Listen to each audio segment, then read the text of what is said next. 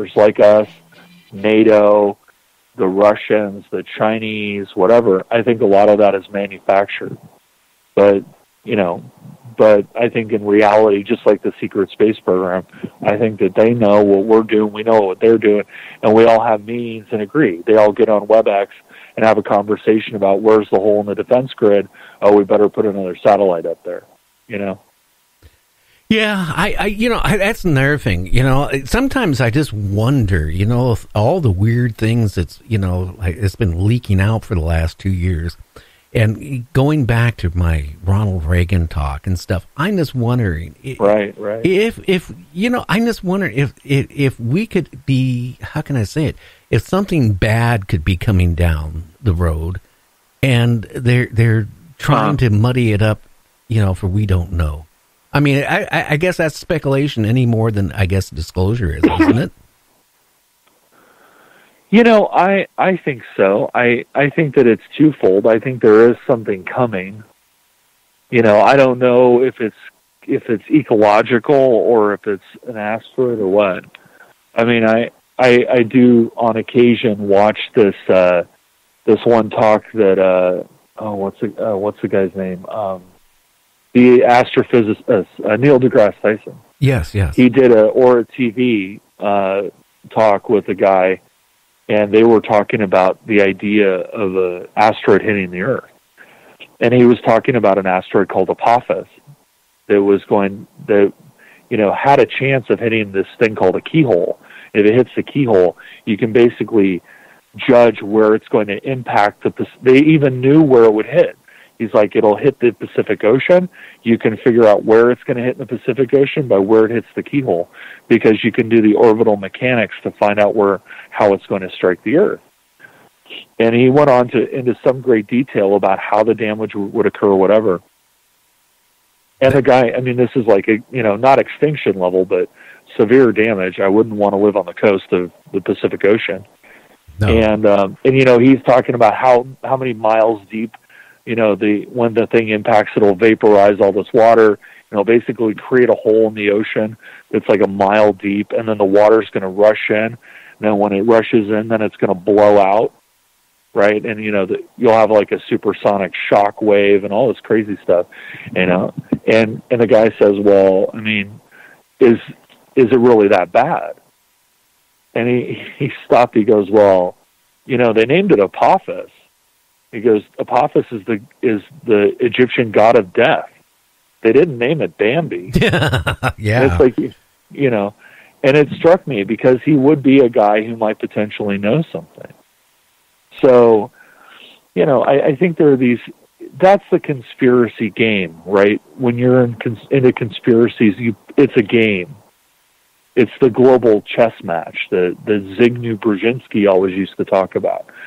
It's this global chess match, and you watch and you see these little moments, and you take these little moments and you add them up and try to create a narrative. And it's like you take all these little independent moments of time and space and comment and writing and observation, and you try to construct them. It's like a jigsaw puzzle. And then based on looking at a jigsaw puzzle where 3/4 of the pieces are missing, you try to figure out what the problem is. But the problem is you really can't. But you can't, but you can. If you've ever done a jigsaw puzzle, when you get to about a third of it or 20%, 30% of it, you can start to see the picture that emerges. You can kind of tell what the picture is going to be, but not precisely. Like, there may be kittens in it, but you don't know if the kittens are laying in the bed or if they're floating on a balloon or if they're just looking cute in a snowfield. But there's a kitten because you can see the eyeball. It's kind of like that. And so, you try to figure, that's the whole game, that you're trying to figure out what this jigsaw puzzle with 80%, 70, 80% of the pieces missing, what it actually is a picture of. And that is why I find it entertaining and interesting, because it's a chess match. But it's not a chess match of like me versus the government. It's not like that. It's more like a chess match of me versus the outcome. Yeah. You're pitted against nothing. You're pitted against nothing tangible, but you're looking and watching and understanding and trying to figure out how the pieces fit together. That's why, you get it wrong a lot, because you can't see. And then you get a bunch of people trying to figure the same thing out, and you're coming up with a whole bunch of different ideas. Right. And I think the other problem that we face is that instead of being realistic about it, I mean, when I come on your show, I'm the first one to admit that, well, this is an assumption, right? Based on the available information, this is an assumption. I never will go on a show and say, I got the goods, because I don't. Nobody does. I'll give you a great example. I went on a radio show once, and I got an email from a radio host that I know quite well, and he said that he had this ham radio operator that was picking up weird signals in the middle of the country, nowhere near anywhere, and he's getting these weird transmissions on a carrier wave, a sub-carrier wave off of the North Korean propaganda channel, right? And so he looked at them, and he believed, he was a ham radio operator, he believed that they were digital in nature. And I said, well, can you send me one? Right? Because I don't have I don't have a ham shack and a 100-foot aerial, and I'm not going to hear this stuff. So he sent me I got in contact with the guy, and he sent me a sound bite a couple minutes long of this stuff. And it became very obvious to me that this was some sort of a burst transmission, that you could hear burst transmissions have a structure. You can't tell what's in it, because it's compressed and it's encrypted and whatever. Oh, right. But I could tell that it was digital, and I could tell that it was a burst transmission of some kind. The next problem is that it's on a subcarrier for the voice of North Korea, right? So it's obviously North Korean in nature. And so I'm like, okay, well, that's weird. Who are they trying to send this thing to? Because it's incredibly powerful. The fact that this guy in Iowa or Kansas could pick this thing up is insane. Oh, yeah. He shouldn't have been able to pick it up unless he was on the Pacific coast, right? It was just so powerful.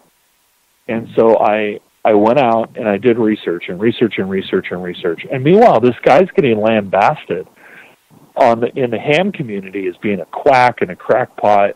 Get the tinfoil hat out. You can't be right, and whatever. And so I did a lot of research, and I figured out through research, good, honest to God research, that something that powerful, right, had to be destined for something either a really long ways away or really deep, like a sub. Yeah. Like they're trying to get it to a sub without making the subsurface. So I thought, So I went and looked at the known list of North Korean submarines, right? And a lot of their subs are diesels that they had bought from like the Chinese or whatever. And they're really not, the North Koreans have no money. They really were not that incredibly seaworthy that they were going to cross the Pacific with a submarine, at least at that time. Maybe different now. But it really didn't seem a feasible operation for them to kind of mount this, trans-Pacific voyage in a diesel submarine without refueling it or... You still there? So I said to myself, they're trying to send this transmission to a ship, but they don't know where the ship is exactly, so they're just, sending it really powerful to make sure that the ship can get it. So I go on the air and I say, okay, I wrote an article about it. I go on the show and I say, okay, this is what I think is happening. I got lambasted for 45 minutes by every ham radio operator that listened to this show telling me that I'm full of it and I can't possibly be right. And I'm saying that there's a ship, I think, heading toward the Pacific coast somewhere that's from North Korea. Okay, so about a month or about 2 weeks goes by, and lo and behold, they caught a ship, a North Korean ship, going through the Panama Canal from Cuba. The ship had gone to Cuba, right? It was coming back through the Panama Canal, and its cargo hold was filled with missile parts that were so large that the Panamanians at the time could not figure out what they were. So they called us. And we go down there, and we go and open up the cargo hold, and it's all these kind of bizarre missile parts in the cargo hold of the ship. Okay? And so that story died within 12 hours. Within 12 hours, you could not find a reference to that story, and it has never gone out ever again. Well, what's really bad is the person who was pushing it, their credibility is gone. Just like, I hate to say it, Major Ed Dames. I mean, his credibility, as far as I'm concerned, anything he says, I wouldn't trust it at all. No, I wouldn't trust anything that Ed Dames says. At all. Yeah, I just mainly because I don't believe in remote viewing, and I just have my reasons involved because I've had so many different psychics and mediums on my show for the last year and a half, and then when I was in broadcasting, before, I had a heck of a lot of them, hundreds of them, and I have never had one that was very, very accurate. I hate to say it. I do. I believe in it. I'll tell you why. I read the books by the guys from SRI, the Stanford Research Institute, that did the original remote viewing program for the CIA. I went through and I read McMonagle's book and all the other guys that were involved in it, and they give you a basic structure of how to do it, right? So one day, I decided I'm going to give it a try, okay? And I'm just a normal person, right? I'm nobody special. So I relaxed myself. I told my co-parent, I said, go hide the keys somewhere. Okay. So I laid down and I put myself into a very relaxed state. I mean, I was on that borderline of sleeping and being awake. And I thought to myself, I want to figure out where the hell those keys are. Okay. So I keep thinking to myself, keys. I mean, I'm going through the procedure as they outlined it in the books, right? They don't tell you exactly how to do it. I had to kind of fill in the blanks a little bit, but I'm going to give it a whirl. And I can't explain exactly what it was like, but it was like you see a fuzzy picture. And I saw a fuzzy picture of what looked like a door with a certain kind of handle on it. And I actually left the house when my co-parent hid the keys. And I got, it was like a fuzzy picture that was kind of like half dreamy of a door, like a door, but it had a certain kind of handle on it. And I could see that the handle on the door was about 2 feet high. and it was kind of white. It was kind of a monochrome black and white photo. It was very, very hazy. And then it went away. And it was very fast. It was only for a second. But I remembered it. So I drew what I saw, which was literally a door to like a room with this particular kind of handle. And the handle was about 2 feet high. And I thought to myself, well, I'll be damned. I saw something. Well, I wonder. So I went and I looked through the house, and I finally found that handle on a dresser. And the